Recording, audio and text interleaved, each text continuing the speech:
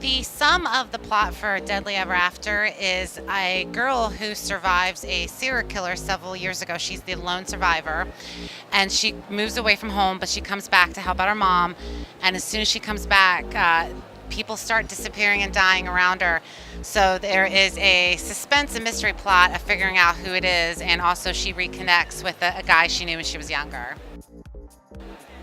For the research for this book came from previous research that I had done in college with doing deviant behavior and abnormal psychology.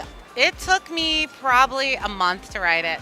I can be a very fast writer sometimes, so I develop the characters first, but I do not plot. So I kind of have the idea, the characters, and then I let the story lead the way at that point. When my editors are like, "What's the book about?" and I'm like, "A serial killer, there's some sexy times, and that's about it." And they're like, "We need a little bit more detail."